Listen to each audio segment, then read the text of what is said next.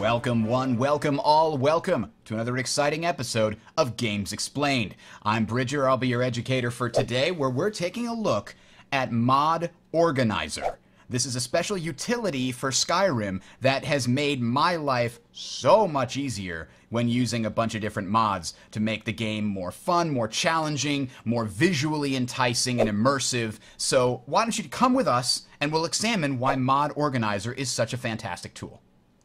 For those of you that would like to, you can just click the button here down at the bottom and skip straight to the demonstration of Mod Organizer and showing you how it works and what it does. I'm briefly going to go over what a Mod Organizer is and why you need one. So let's start here at the Skyrim workshop on Steam. Okay, there's a ton of different mods on here. You can get some cool looking armor. You can get special mods that change things so that clams can give you stuff. You got traps that kill people. You got cooler looking armor. You got, new plants that make cities come alive, etc. Lots of cool stuff in here.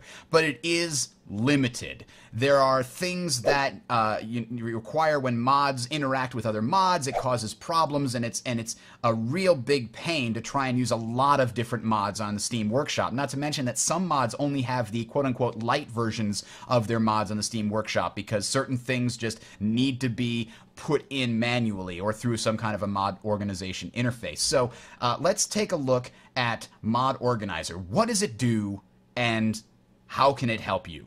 Now, some people would argue that the Nexus mod manager here is the best possible thing you can use. It's very popular. Lots of people know about it. It integrates directly into the nexusmods.com website. It works on Skyrim, Morrowind, Oblivion, New Vegas, Fallout 3, etc. Lots of different things. But I'm here to tell you that Mod Organizer does everything that Nexus Mod Manager does and then some. And it does it better. You want me to prove it to you? All right, let's do it. It's time. What makes Mod Organizer so great? The thing that makes Mod Organizer unique is this: mod isolation. You never have to physically put any files in your data directory. It stays clean. The program creates a virtual data directory and then merges all of your different mod folders into that virtual directory every time the game is launched. This does not affect performance, and your mods do not overwrite each other in their own directories. They can easily be prioritized over which one has the priority and which one should be loaded first. You no longer have to uninstall and reinstall in order to get the load order correct on your various texture packs. This will let you drag and drop. Now, there are some people out there that are going, wow, that's amazing. How does it work? Click the link below, check the demonstration. For the people that don't have any idea what I'm talking about, let's give a quick overview of how Skyrim modding works. So here's your Skyrim folder. All the modding takes place in this data folder right here. When you download a mod, the instructions will invariably say, put it in your data folder. This is where mods live. This is a folder that basically overwrites the textures, the meshes, the scripts, all the different things that happen in Skyrim. Now, when you've got two different mods that both want to modify the same file, you run into a problem with one overwriting the other. We've got here the Skyrim de-larpification project. It just wants to say, hey, let's make some of these weapons look more realistic by making them less thick. Okay, that's cool. I download that mod. But then I've got this one here, the Great Sword Sheaths and Scabbards mod. Hey, these look pretty cool. I want to have this on the back too. I download this mod, and I've got a problem. Both of these try to basically adjust the meshes, weapons, dwarven, first-person dwarven greatsword.nif file. So if I install one and then I install the other one's going to overwrite the first one on a number of files, including this one. Well, you have to install them in a specific order. You have to decide, okay, I would rather have this one first than that one. And it becomes a big headache to figure out all the different mods and all the different conflicts and figure out which one you want to install first. Not so in Mod Organizer. Due to that isolation, the mods are completely separated. All you have to do is drag and drop which one you want to get the priority. It's that simple. Alright, another reason that Mod Organizer is really nice is this: profiles. What this means is that you can have different sets of mods for different experiences that you're trying to create. For example, right here I've got Mod Organizer open and I've got a couple of different profiles. This is my immersion profile. It's designed to create sort of immersive experience. It's hardcore kind of. You got Frostfall and some of those other freezing to death mods and the ones where you need to eat and things like that. So that's one experience. And then I've got a clean install that has nothing checked except for a very few basic things like the lighting mod, so I can test the various mods that I download in a clean environment where they're not conflicting with anything else. So if I ever run into a problem with a mod and I want to find out if it's a conflict issue, I can just run it in this clean profile, and that way I know if it starts working, then it's going to be some kind of a conflict and not necessarily a problem with the mod. Then I've got another one here for Machinima. It has some director's tools and other things installed that allow me to actually do some video recording while inside Skyrim. So I can use these profiles for different reasons, but you can also have different INI files. You can have different save games between profiles. For example, let's take a look at this one here. You can transfer and have it keep track of the save game. So right now I can say the test character is only available on this particular profile and not on a global character. That's not necessarily the case, but I could do that, and that way all the mods that are needed to make this particular save game work are always going to be available if I launch it with the right profile. And I can't accidentally load the wrong save game from a Machinima project because it won't be there. It just won't be on my save menu. It keeps them all separated based on profile. That's a really cool trick as well. Alright, enough talking. Let's get to the demonstration. Here's Skyrim Mod Organizer version 12.6. Now what we're going to start with is how to install a mod. The first thing you can do is to click on this first button in the interface and then choose a zip file that contains a mod. Now this will work pretty much all the time regardless, unless the mod is formatted really poorly. The best way, however, to install a mod is to use the built-in browser right here. Search Nexus Network for more mods. So we've got the Nexus network right here. You can see we're on Skyrim Nexus by default. We can go here and search for the mod we're looking for, which is wet and cold. Now the Nexus is sometimes a little slow. Looks like it's going well today. We click on wet and cold. This is the mod I want. What it'll do is it will change NPC behavior based on the weather. So if it's raining, they might go inside or put their hoods up. If it's snowing, then their clothes are gonna look all snowy, etc., etc. So it's a very cool immersive mod, and we're gonna click on and say, okay, we read it, we like it. Now what are we gonna do? We're gonna click on Files. And from within this Nexus browser, working within the Mod Organizer, we choose the file, we click, we don't want that, we click Download Manually. Now we get a choice, we choose, let's say, Salt Lake. And now, when this processes, we'll see that on this Downloads tab here, on the right-hand side of the Mod Organizer, if we scroll all the way to the bottom, there we go, Wet and Cold is being downloaded. As soon as it's finished, we'll be able to install it straight from this interface. The main advantage of using this method versus the manual method is that the Mod Organizer will remember where this mod came from. It knows the URL that it came from. If you ever have to reinstall it or you needed to go get more information about it or check and see if there's an update, the Organizer will make it very easy for you to do this because it will have a memory of this particular section of the website and where you got it from. So now that it's downloaded, let's actually install it. So you can see the green ones are ones that I have downloaded but not yet installed, and we can compact this a little bit too. You can see green means it's done downloading but not installed yet. So we can double click on wet and cold. We can rename it if we wanted to. By default, it uses the same name as the actual mod on the Nexus website. We're going to keep it as wet and cold. We click OK. Now it asks us a question. This mod contains at least one BSA file. Do you want to unpack it? What this does is it trades hard drive space for loading time or vice versa. A BSA file is essentially a zip file. It's a compressor.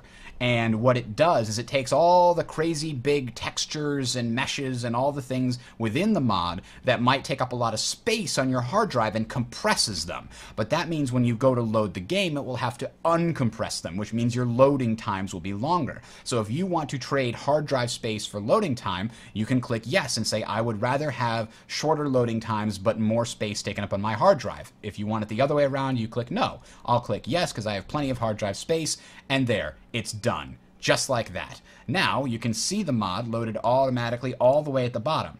Now it's put into Mod Organizer, but it's not yet installed completely. You'll notice it's here, but it's not activated.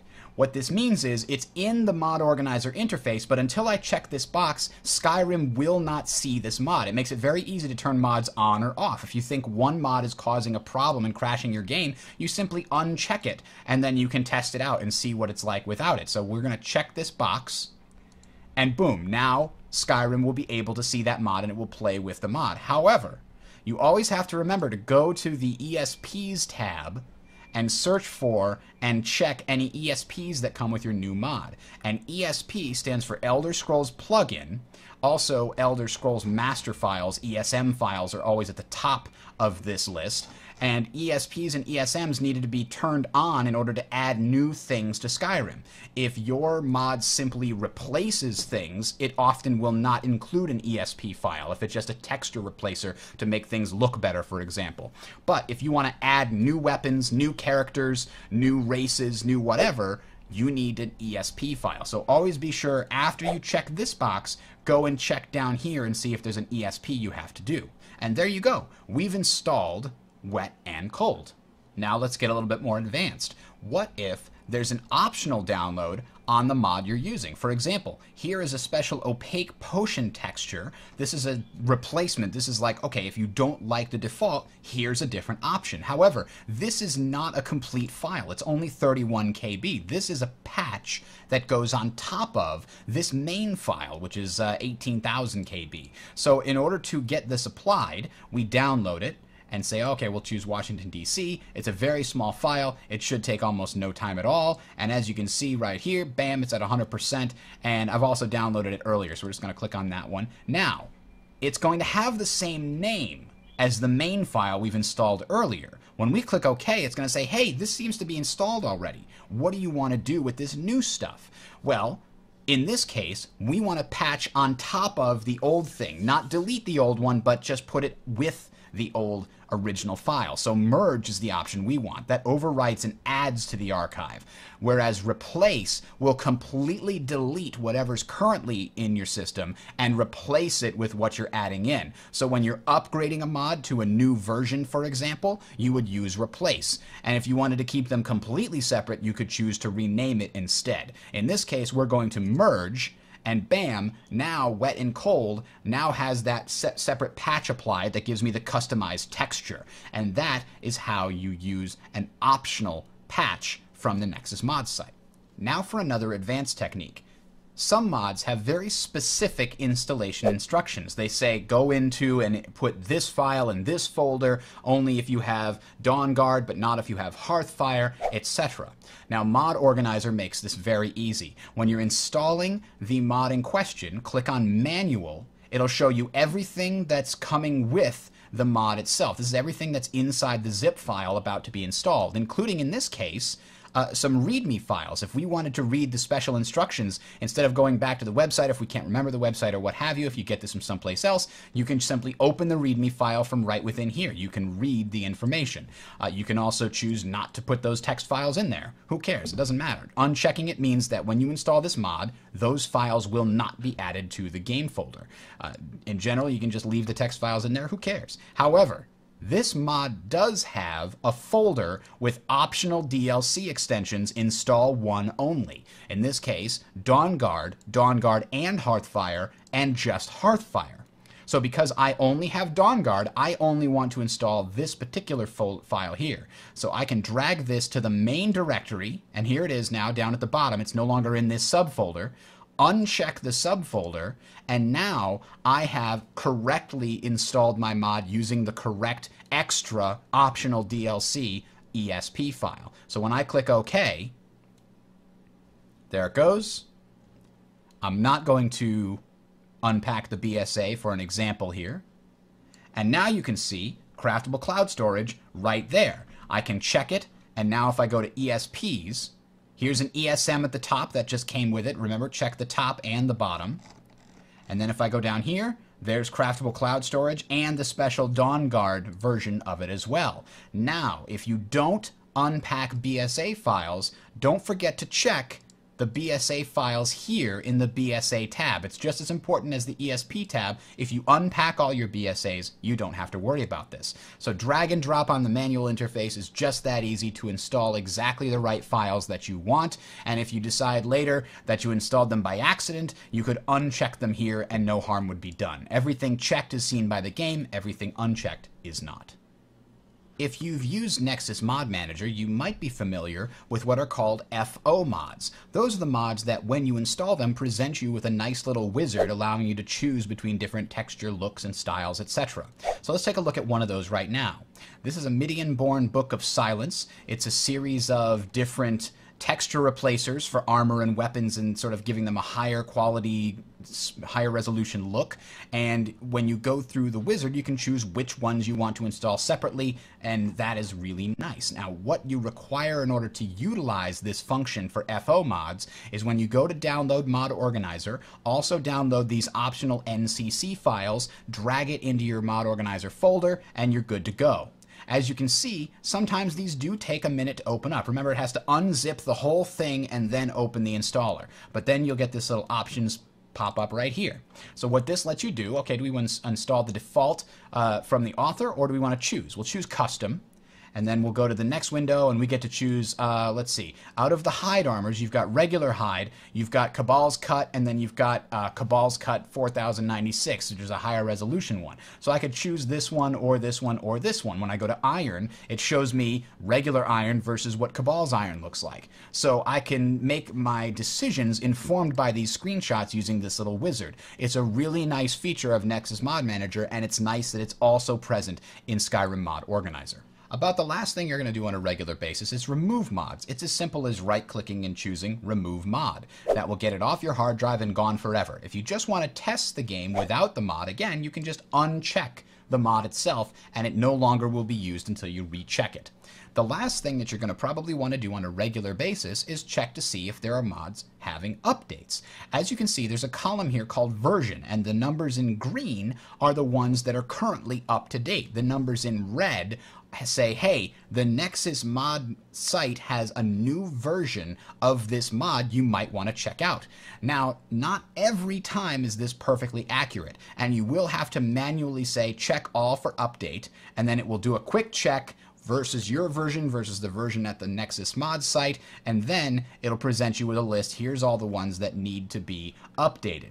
And that actually introduces the filters on the left-hand side here. There's a little button at the bottom you can use to get the filters to come out.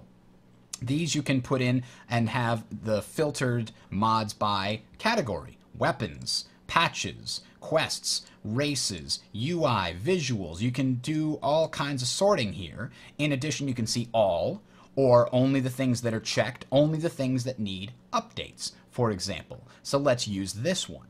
Now, a mod that we just downloaded and installed, a Midian-born Book of Silence, why is that on the update list?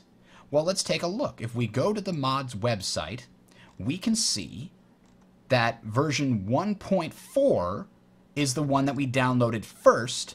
We added steel weapons to it, which says version 1, which overrode the version number. So be very careful. Don't trust that every red number is absolutely something that needs to be updated. Sometimes it's simply the fact that you used an optional file with a different version number than the main.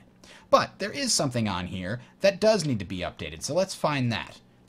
Here it is, Sky Test, Realistic Animals and Predators. So this says version 1.27.0e is the one that we currently have. We go here and see version 1.28 is the most recent version. Perfect. Okay, I'll download it and reinstall it. And just like that, you've got an updated mod. Now be careful, some very big mods require some special instructions when reinstalling. Get a clean save or what have you. So if you need to update those bigger mods, be a little bit more careful and read the instructions. This is mostly just a small texture replacer as well as a small change to the AI. It doesn't add a whole lot of scripts. It doesn't have stuff running that needs to be changed in save files, so you don't have to worry about that for this one. But do be careful when you're updating the bigger mods. Check the special instructions on the mod page.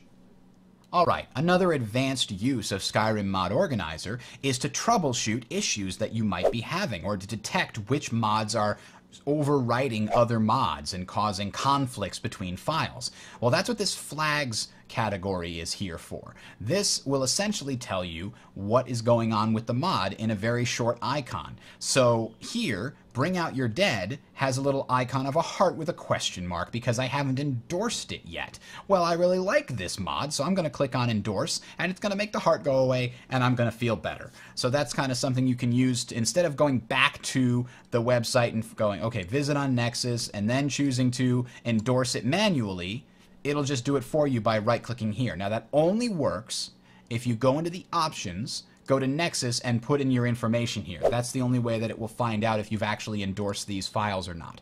Now, another thing you might see here is a little lightning bolt with either a plus, a minus, or a plus and a minus. A plus means that this mod overwrites something that came before it. Higher up here gets basically installed, quote-unquote, first, and stuff that comes below overwrites. So here's our Great Sword Sheaths and Scabbards mod. If we open that up and we look at the Conflicts tab, we can see that it has a conflict with 14 files, and all of them are from this Skyrim weapon delarpification project. And there are no files that are being overwritten by stuff that comes later, and there are 7 files which have no conflicts at all. This lets it very easily see, okay, maybe I choose one of these or the other, and that's where I need to worry. Now you can see a bunch of these have the same kind of thing. We go to conflicts and say, okay, this one overwrites a bunch of things from the unofficial Skyrim patch, and it gets overwritten by this mod here. Which mod is more important to me? Well, you have to make that a judgment on a case-by-case basis and decide for yourself and drag and drop the priority of the things that you want. But this might have something to do with a mod working or not working as expected. The bigger the mod, the lower it should be on your order so it gets installed, quote-unquote, last. And that is how you might troubleshoot and search for specific conflicts within your mods. Conflicts, you can also change the categories on this menu. You can go straight to the Nexus information. You can even write notes on specific mods, and it'll also show you the file tree, so you can see the specific files that are added or changed by this mod itself. I guess the last thing that we should do here is take a look at these options at the top of the screen. Under the tools, you can choose INI editor, and this is actually the place where you edit the INI files for Skyrim. Skyrim.ini and SkyrimPrefs.ini, and these also have a nice Control F to search for something. So if you wanted to search for gamma, we can find it in there, it's highlighted. So it's very useful to use this to search for things as you're finding and replacing. If somebody suggests you tweak your shadow distance by this, you use this. Don't use the files in your My Documents folder. These files will overwrite them, so be careful when you're doing that. Lastly, we talked about profiles a little bit. You can have local saved games, etc. for your different profiles, which gives you the ability to transfer saves between the sort of profile characters, which only are visible on this profile versus the characters that are visible on every profile. And you have the few options here in the settings. You can change, for example, where your downloads and mods folders are in your different directories. You can put them on a different hard drive if you want to, things like that. Installer, you can choose to prefer the integrated FO1 installer. These are not really things that you should probably be messing with. However, you probably want to choose handle NXM links. What this allows you to do is use your external browser and download mods, though I still recommend the internal browser that built into the system. It's a little bit easier to use that. So that's pretty much it. That's Skyrim Mod Organizer. I have to say, it has made things way easier for me, searching for updates, organizing things, testing things, turning things on and off. I highly recommend it. Now it's time to go play some Skyrim.